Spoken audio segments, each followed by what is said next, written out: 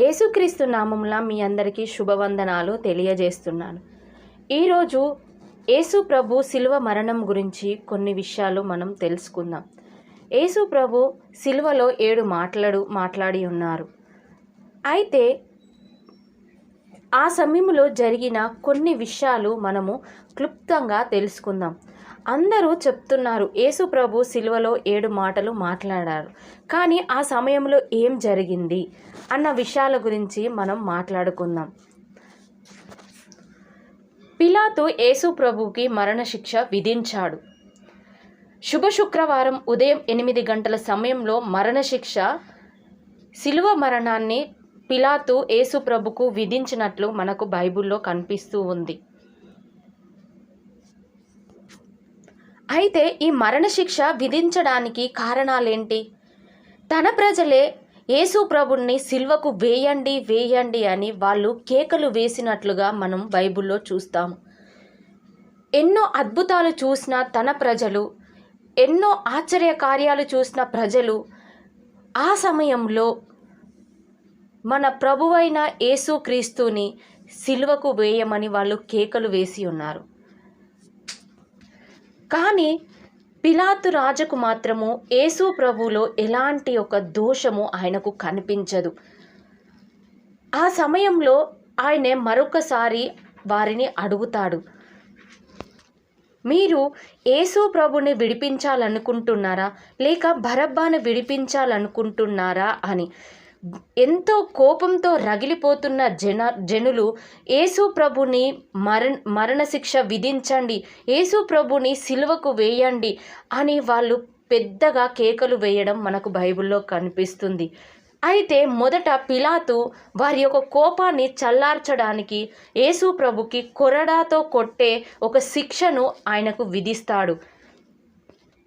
ఆ కొరడాతో కొట్టే ఒక స్థితి ఎలా ఉంటుందంటే, ఒక వ్యక్తికి వణుకు పుట్టినప్పుడు ఆ బాడీలో ఎలా అయితే ఆ వ్యక్తి స్పందిస్తాడో అలాంటి భయంకరమైన స్థితి ఆ సమయంలో కలుగుతుంది.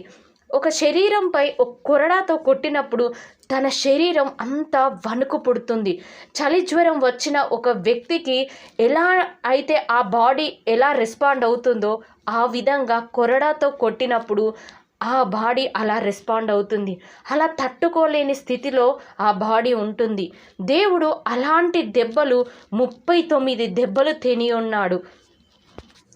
అన్ని దెబ్బలు తగిలిన తర్వాత కూడా ప్రజలకి ఆయనపై ఉన్న కోపం చల్లారదు. అప్పటికి వారు యేసు ప్రభుని సిలువకు వేయండి అని వాళ్ళు పెద్దగా కేకలు పెడుతూనే ఉంటారు.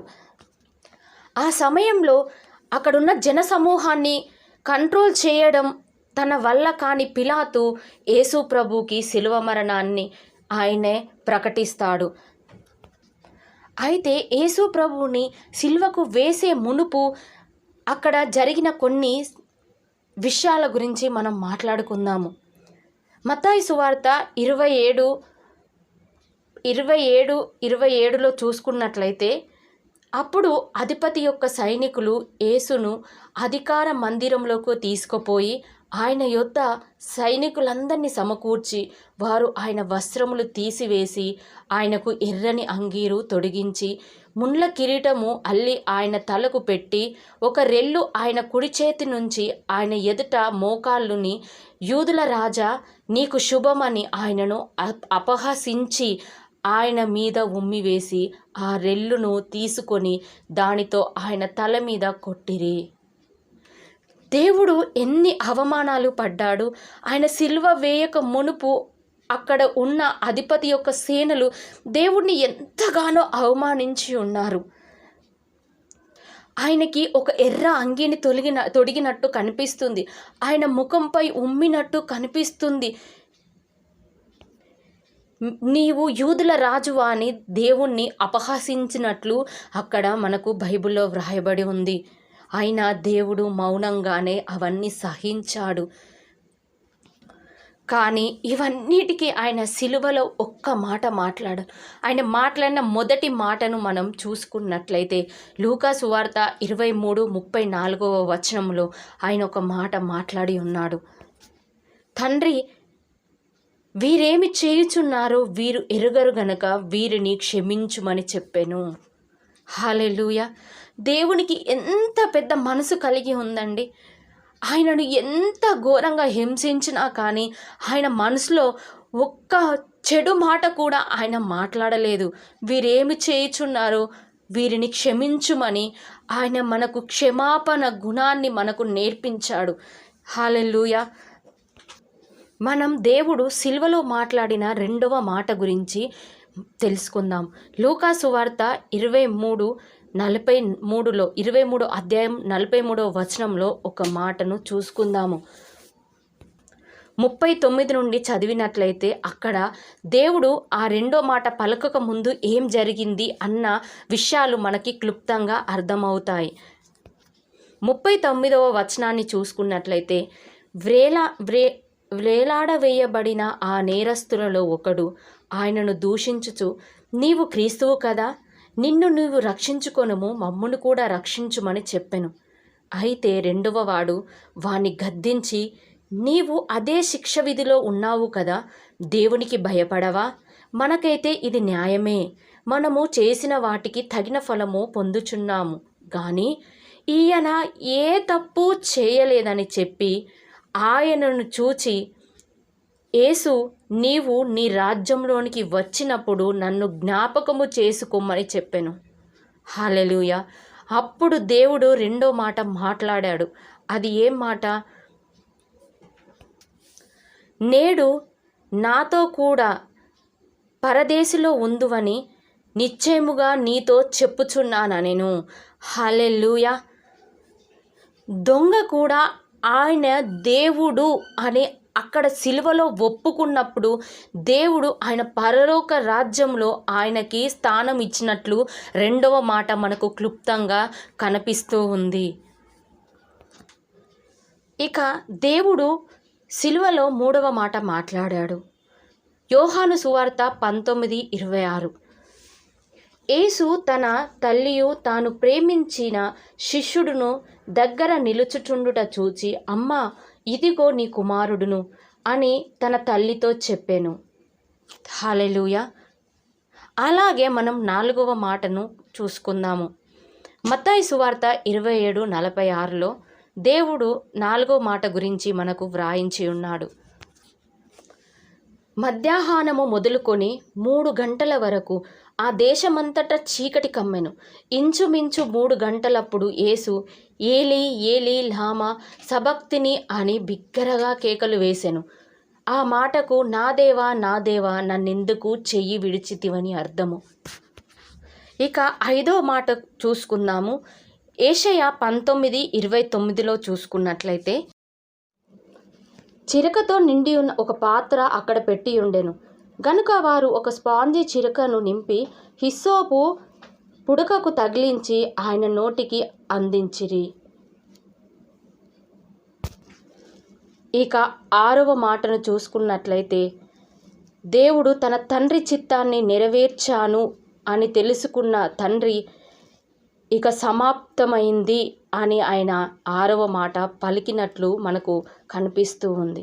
ఇక ఏడవ మాట చూసుకున్నట్లయితే లూకా సువార్త 23:41. లూకా సువార్త 23:46 వచనంలో చూసుకున్నట్లయితే, అప్పుడు యేసు గొప్ప శబ్దంతో కేక వేసి, తండ్రి, నీ చేతికి నా ఆత్మను అప్పగించుచున్నాను అనెను. హల్లెలూయా. ఆయన ఇలాగు చెప్పి ప్రాణము విడిచెను. దేవుడు తన శిలువపై ఉన్నప్పుడు ఈ 7 మాటలను పలికినట్లు మనకు బైబిల్లో క్లుప్తంగా రాయబడి ఉంది. దేవుడు తనని ఎంత హింసించినా, తనని ఎంత బాధ పెట్టినా, వారు ఆయనను అపహసించినా కానీ ఆయన ఎప్పుడు కోపపడినట్లు మనకు కనిపించదు. ఆయనకు శిక్ష వేసిన మొదలుకొని ఆయన మరణించే వరకు ఆయన ఒక మంచి మాటలే పలికినట్లు మనకు కనిపిస్తుంది. నా కోసం, నీ కోసం ఆయన తన రక్తాన్ని, తన ప్రాణాన్ని ఇచ్చినట్లు మనము గ్రహించాలి. మనము ఆయనలాగా మనం ఈ లోకంలో జీవించాలి. ఆయనలాగా మనం ఈ లోకంలో ఆయన సువార్త ప్రకటించాలి. ఆయనను పోలి మనం ఈ లోకంలో జీవించాలి. దేవుడు తన తండ్రి చిత్తాన్ని, ఆయన చిత్తాన్ని నెరవేర్చుట కొరకు ఆయన ఎంతో తన చిత్తాన్ని నెరవేర్చేంత వరకు ఆయన ప్రయాసపడి తన తండ్రి చిత్తాన్ని నెరవేర్చి ఉన్నాడు. అలాగే మన యేసు ప్రభు యొక్క మార్గంలో మనం నడుచుకొని మన తండ్రి యొక్క చిత్తాన్ని మనము తన పిల్లలమైన మనము కూడా ఆయన యొక్క మాటను వినాలి అని ఆయన మాదిరి మనకు చూపించి ఉన్నాడు. హల్లెలూయా.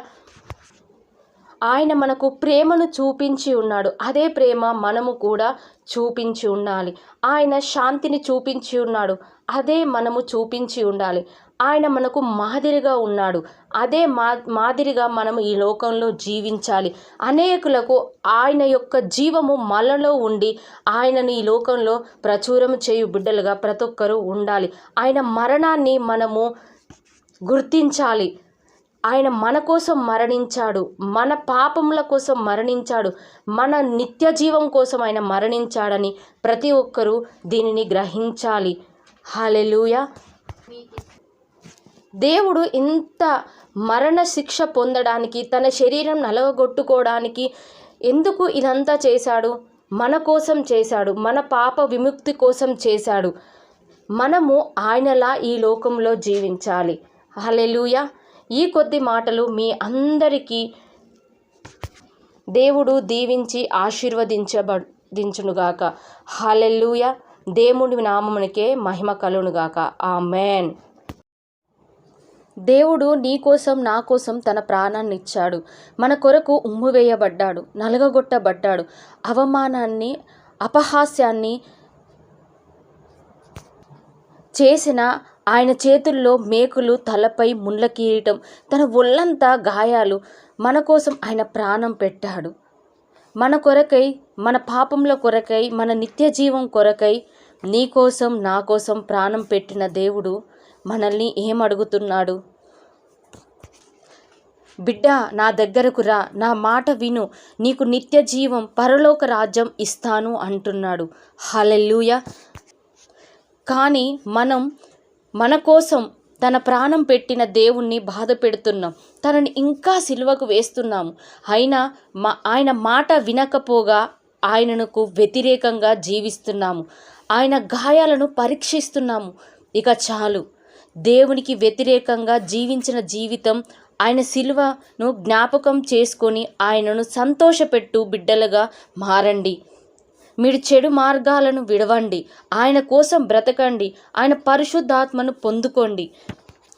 లోక స్నేహాలను వదిలేయండి. దేవునితో స్నేహం చేయండి. నిన్ను ప్రేమించి నీ కోసం తన ప్రాణం పెట్టిన దేవుడు నువ్వు పడిపోవడం, చెడిపోవడం ఆయనకి ఇష్టం లేదు. నిన్ను అభిషేకించడానికి, నిన్ను ఆశీర్వదించడానికి ఆయన సిద్ధంగా ఉన్నాడు. ఆయన మాట వింటావా? ఆయన మార్గంలో నడుస్తావా? అయితే ఒప్పుకో. నీ పాపాలను ఈ క్షణమే ఒప్పుకో. నీ నోటితో చెప్పు, యేసు ప్రభు నా దేవుడు, ఆయన నా కోసం ఆయన ప్రాణాన్ని పెట్టాడు, సిలువలో నా కోసం మరణించాడు, నా కోసం గాయపడ్డాడు, నా కోసం ఉమ్మివేయబడ్డాడు, నా కోసం అవమానాలు భరించాడు, నా కోసం కొరడా దెబ్బలు తిన్నాడు, నా కోసం ముండ్ల కిరీటాన్ని భరించాడు. నా నిత్య జీవం కోసం నా దేవుడు నా కోసం మరణించాడని నీ నోటితో ఒప్పుకో. ఈ క్షణమే రక్షకుణ్ణి నీ జీవితంలోకి ఆహ్వానించు. నువ్వు ఉన్న చోటనే ఈ యొక్క వాక్యం విన్న వెంటనే ఆయనను నువ్వు ఒప్పుకో, మారు మనసు పొందు. దేవుడు నీకు సహాయం చేస్తాడు. ఆయన నిన్ను ఇప్పుడే దర్శిస్తాడు. ఆయన యొక్క పరిశుద్ధాత్మ శక్తి నీకు సహాయం చేస్తుంది. ఆయన పరిశుద్ధాత్మ శక్తి నీకు తోడుగా ఉంటుంది. ఇక నువ్వు ఓడిపోవు. ఓటమి అన్నది నీ జీవితంలో ఉండదు. ఇప్పటి నుండి ప్రతిరోజు నువ్వు దేవునితో మాట్లాడు. దేవునితో సహాయం చేయి. నీకు స్నేహితుడిగా, నీకు తల్లిగా అన్ని విషయాల్లో పరిశుద్ధాత్మ దేవుడు నీకు సహాయం చేస్తాడు.